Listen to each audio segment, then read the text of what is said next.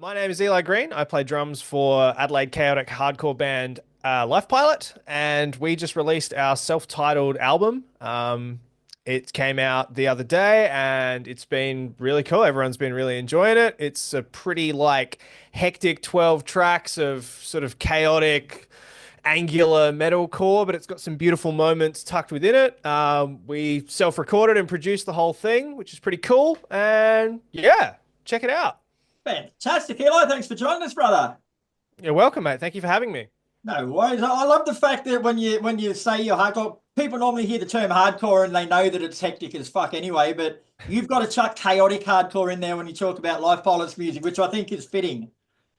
I think so. I mean, hardcore, to me, hardcore is that sort of two-step mosh kind of band, and really, uh, simple, I guess, but like in a good way, Whereas for us, we come from that slightly more, I guess, like southern, like metal kind of inspired, like guitar metalcore kind of thing, but then sort of taking it with that infusion of bands like Dillinger Escape Plan and more mathcore kind of bands. So, it's that hardcore metalcore kind of balance, but tucked within that is some weird time signature stuff, some really angular, dissonant things. Like it's sort of meant to be a bit uncomfortable, but then it's also meant to have those contrasting moments where things kind of open up and get pretty for a while before we get back to the chaos. And certainly, if anyone's ever seen a Life Pilot show live, it's chaotic is the name of the game. Very nice. As you mentioned, you recently released your self-titled debut album, bro. Like, what going into a debut album, like what expectations do you have? Like, was there a response to what you thought you should get? We really weren't sure because we've taken a long time to put this together. Like this whole thing started before COVID, and then obviously that wiped everything out for a while. And we had band members having kids and all sorts of stuff throughout that period. So we weren't in any rush to just sort of churn out a record. Like the time to capitalize and keep momentum had long gone, in the pandemic. So we just wanted to make something that we were really proud of. And especially that we did it all ourselves. We built a studio, to make this record happen. So, I guess what we expected as far as a response was anything from crickets to like what we got, which was, in the first couple of days, we ended up at the top of the iTunes charts, which was a first for our band. And that was really quite amazing. We just sort of thought, well, wow, actually, after all this time, it seems like there's some people who care about this as much as we do, and want to support it. So that was really good. That certainly put some wind in the sails. But it's early days. It's only been out for a week or so, so we're looking forward to what the next couple of months, especially when we take it out on the road this month, at the end of the month.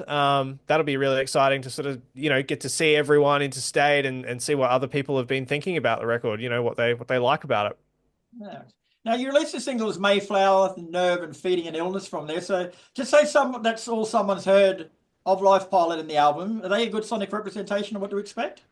Yeah, I think so. I think we picked those songs very specifically, I guess, to reintroduce the band, I suppose, because we have sort of like evolved our sound as bands do. I mean, we've been doing this since 2012, so we've certainly maneuvered our sound around a little bit. It's still very much in keeping with what we wanted out of the band to start with, but we certainly chose to represent, ourselves through those singles in a way where, yeah, people who hadn't heard of Life Pilot could listen to it and go like, oh, this is cool, and then go back through our back catalog and have it not be this disjointed mess. There's a lot of bands that sort of over the years they evolve as bands do, but they stray so far away from maybe what initially brought people to them. And I think people like checking out some bands go back to their back catalog and go like, "Whoa, is this the same group of people? Like, what's going on here?" So, it's definitely like the same Life Pilot that you know and love, but definitely there's a lot more depth into it. And being a longer release, we were able to explore some different sort of musical environments and sounds and textures that I guess on a shorter release maybe you don't get the opportunity to do so. So,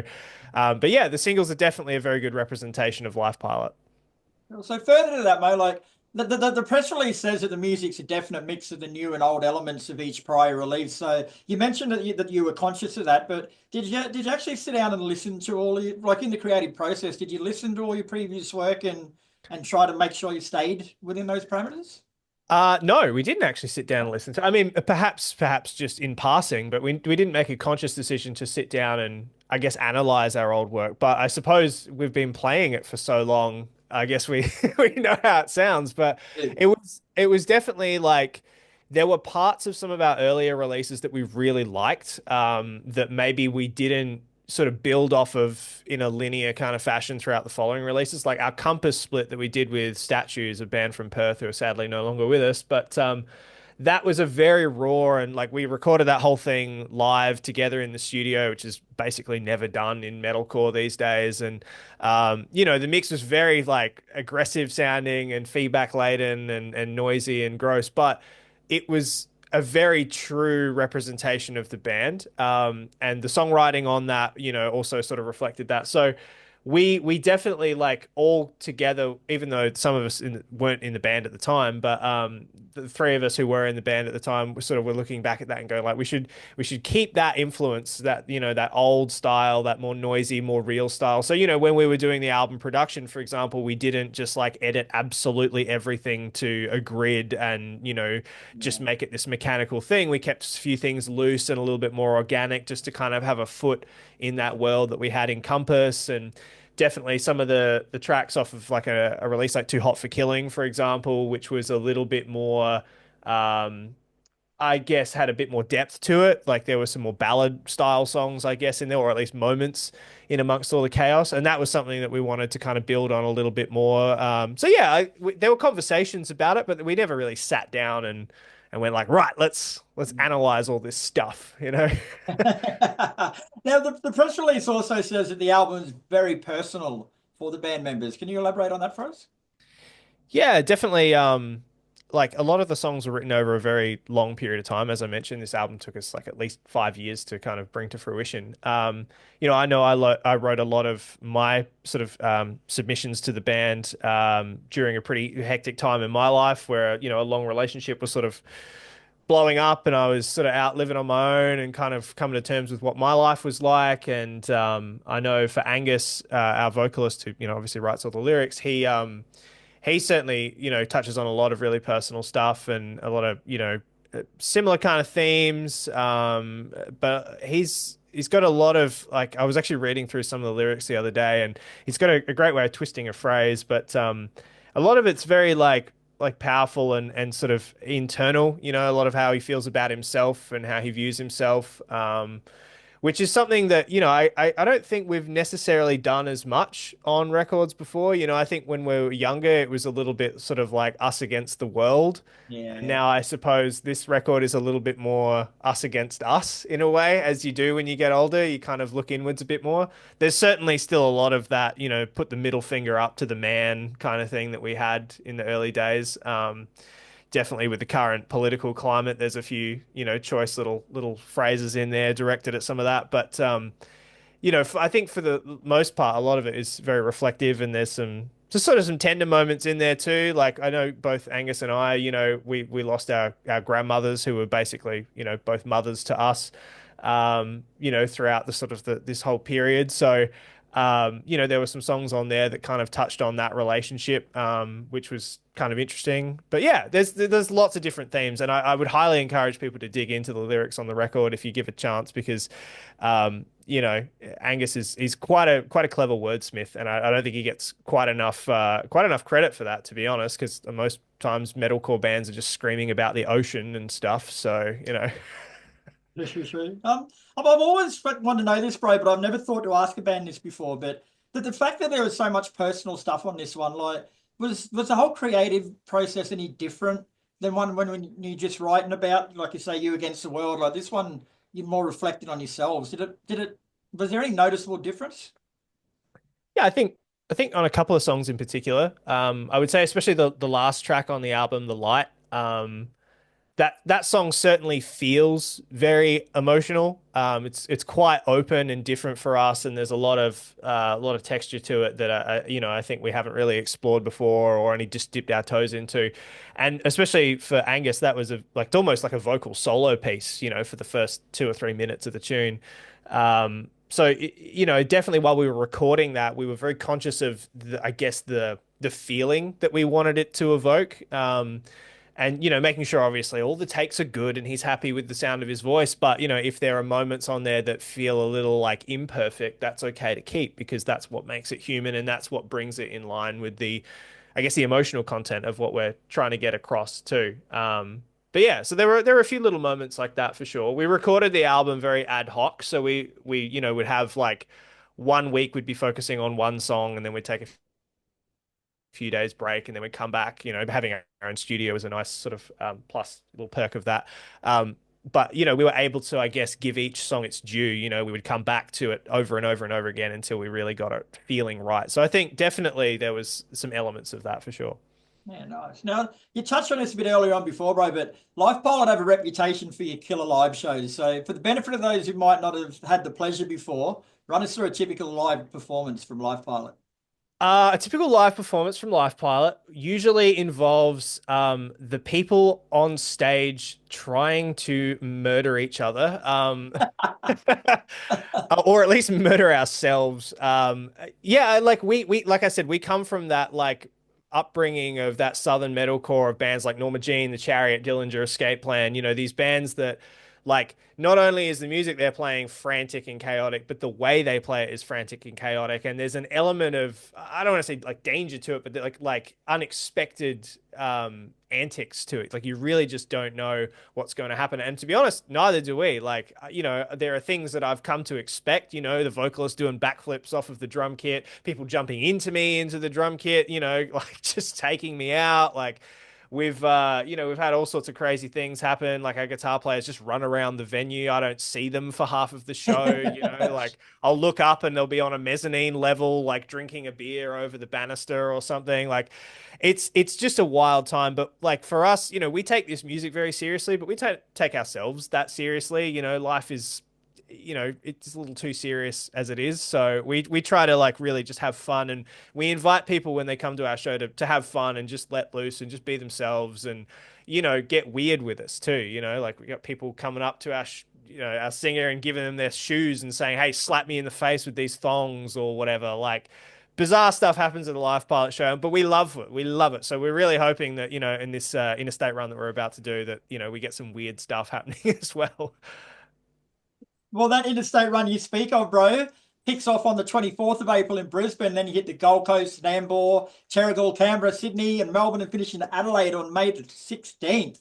So, by the sounds of it, you guys have always got something up your sleeve. So, what special have you got in store for fans on this run?